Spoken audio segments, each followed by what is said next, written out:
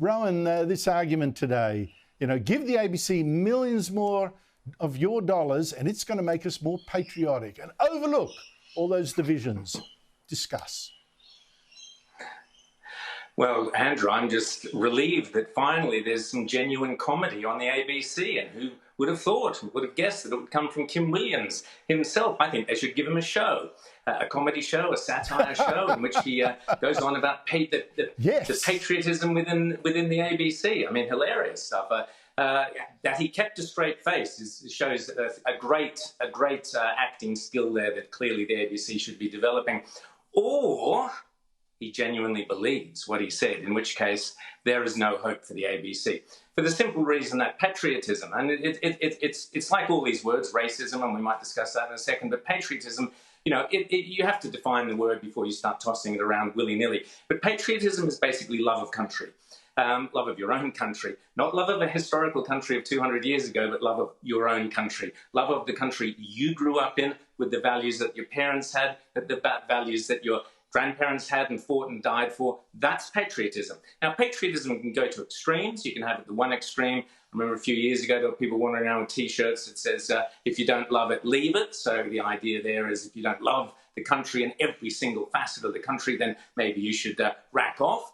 That was one extreme version of patriotism. But I think the more mild or the more general and generous version of patriotism is, as I said, a love of the country and the culture that you are part of. Sure, it can always be improved. Sure, that's why we have politicians and politics and ideas of advancing and moving that culture and society forward. But it has to have a bedrock belief and love of the values that you were born into. And as on one part of my family, fifth generation Australian, I can say that the values that I was born into and that my ancestors died in the First World War for are not the values that the ABC respects. The ABC is all about shame. No. You cannot be a patriot if you're ashamed of your country. And the ABC is thoroughly ashamed of Australia that I grew up in. Well said. Andrew. I mean, it has not been a uniting force. It's been a dividing one. But let's switch to one side of this division, right? And I know which side the ABC you'll be on. The personal abuse of Pauline Hanson in Parliament today. Was it out of order?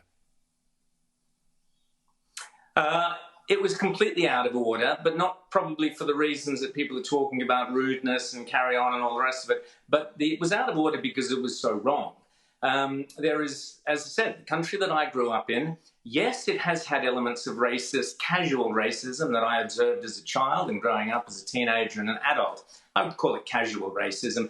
There was a well-known show in the 90s, Wogs Out of Work. There were insults and things, banter thrown around that used to be in the Larrikin Australia that I grew up, just part of the general kind of different cultures getting together and forging a new Australian culture.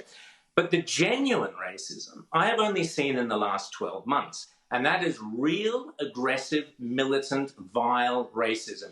And it is directed against specifically and solely one section of the Australian community. And that is, of course, the hatred of Jews that we are seeing. We saw it on October 8th, 9th. We've seen it with people yelling out at the Opera House, where's the Jews, or gas the Jews, or whatever it was. We've seen cars in Wallara vandalised and smashed with Jew hatred spread over them. We've seen at Christmas, so it's not just the Jews that this particular mob are against, but also Christianity and Christian decorations at Myers.